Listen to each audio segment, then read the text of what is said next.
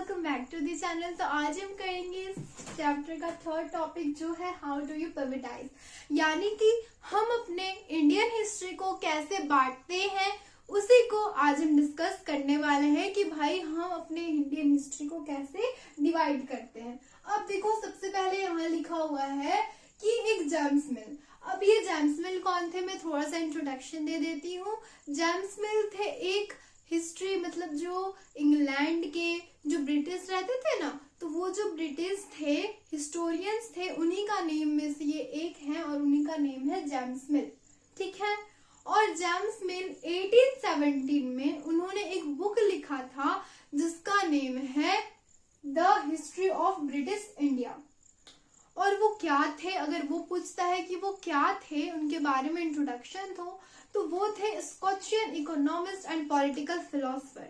यानी कि स्कॉचियन मतलब स्कॉचियन, जैसे कि इंग्लिश एक लैंग्वेज है, हिंदी एक लैंग्वेज है, ओडिया एक लैंग्वेज है ना, उसी टाइप से जो हमारा होता है स्कॉच, ये भी एक लैंग्वेज होता है। तो वो मतलब स्कॉच, वो जो उनका वो था, ठीक है ना, जो लैंग्वेज था वो स्कॉचियन था। और स्कॉचिस वो इकोनॉमिस्ट थे। इकोनॉमी होता है एक ऐसा सब्जेक्ट जिसमें हम कॉइन्स या फिर टैक्स के बारे में पढ़ते हैं। ठीक है।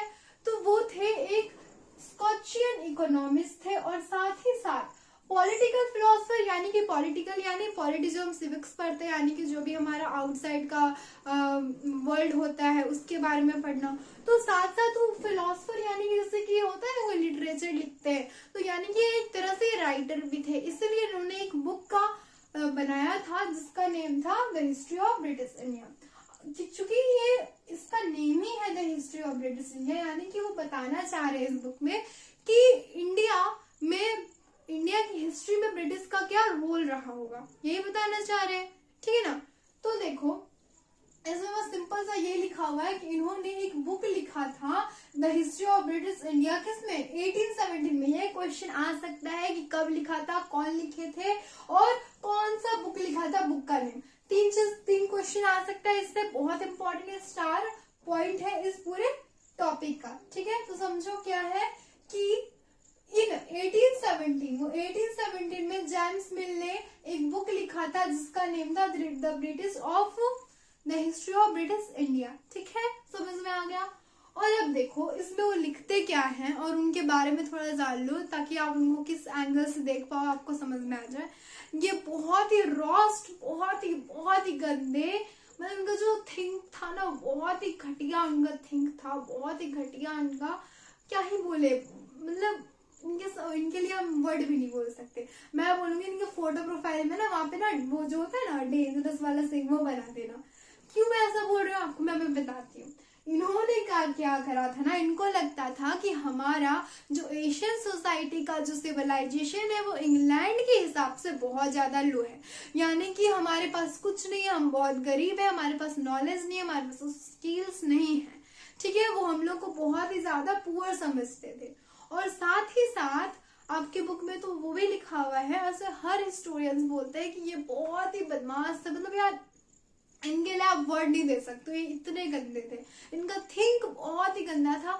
इनको लगता था कि हमारा जो इंडिया है वो इस ब्रिटिश के बिना अधूरा है, ये ब्रिटिश के बिना एकदम क्या काला छाया हुआ है इसमें। ठीक है ना। लेकिन और जो ब्रिटिश अगर आएंगे तो यहाँ पे इनलाइटमेंट और हैप्पीनेस लेके आ जाएंगे।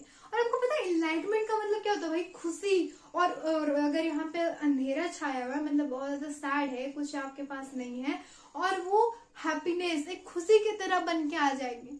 ये तो हमें भी और सबको पता है कि यार हिस्ट्री में ब्रिटिश इतने गंदे थे और ये कैसे बोल रहे हैं।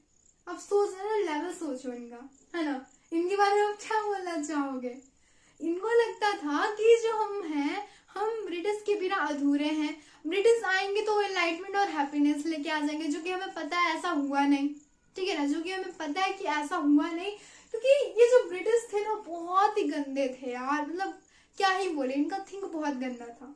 ठीक है। अब तो आपको थोड़ा बहुत आइडिया होगा कि कैसे हैं ये। ठीक है ना। अब आगे और पढ़ेंगे, इनके बारे में पता चलेगा क्या क्या इन्होंने कहा है और क्या क्या सोचते थे, वो सब हम बताएंगे, आगे डिस्कस करेंगे। मैंने वो सभी इंट्रोडक्शन दिया है। ठीक है। तो देखो, इन्होंने इस बुक में ना हमारे इंडियन हिस्ट्री को 3 पार्ट्स में डिवाइड करा था। ध्यान से सुनना, हम लोग भी 3 पार्ट्स में डिवाइड करते हैं और इन्होंने भी 3 पार्ट्स में डिवाइड करा था, हिंदू, मुस्लिम और ब्रिटिश।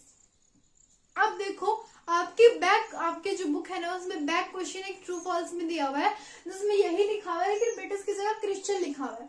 और बहुत जगह मैं इंटरनेट पे रिसर्च करने के बाद, इसलिए मुझे 6 डेज लगे इस चीज पे, मैं रिसर्च कर रही थी कि क्या ये ट्रू है या फॉल्स है।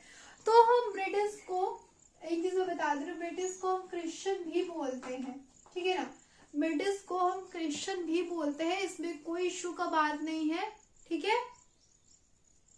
और इसीलिए वहां पे जो ट्रू फॉल्स है वहां पे उसका आंसर ट्रू होगा। समझ में आ गया? समझ में आया? ठीक। तो देखो उन्होंने जब ये हिंदू, मुस्लिम और ब्रिटिश में क्लासिफिकेशन करा तो ये तो गलत है ना, क्योंकि आप यहाँ पे रिलीजन इंटॉलरेंस कर रहे हो, है ना, कास्ट तो अबस कर रहे हो, ये तो गलत है, वेरी वेरी रॉन्ग चीज है। हमें रिलीजन के बेसिस पे ऐसे क्लासिफिकेशन ऑफ हिस्ट्री को नहीं कर सकते, ठीक है ना, ऐसे नहीं कर सकते, ये गलत है। अब क्यों गलत है और ये सही नहीं था, इसीलिए हमारे जो हिस्टोरियंस है उन्होंने दोबारा क्लासिफिकेशन करा हिस्ट्री का, ठीक है ना। अगर ये सही से किए होते तो हमें क्या ही जरूरी था करने का दोबारा क्लासिफिकेशन हिस्ट्री का, हम तो यही रहने दे सकते थे। पर इसमें दिक्कत तो ये था ना कि अगर हम बात करें हिंदू की, तो जब अगर हिंदू पीरियड चल रहा था तो उस टाइम सिर्फ हिंदू पीरियड ही नहीं होगा, और भी ऐसे माइनॉरिटी में रिलीजन रह रहे होंगे, तो उनके लिए तो डिसअपॉइंटेड है ना। कैसे बोल सकते हैं कि उस टाइम सिर्फ हिंदू ही थे, और आप हिस्ट्री को हिंदू के बेसिस पे क्लासिफिकेशन नहीं कर सकते।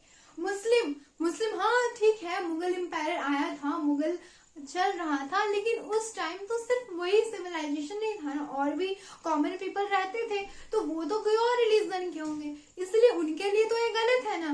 इसीलिए हम लोग जो है, हम लोग इसको सही क्लासिफिकेशन नहीं मानते।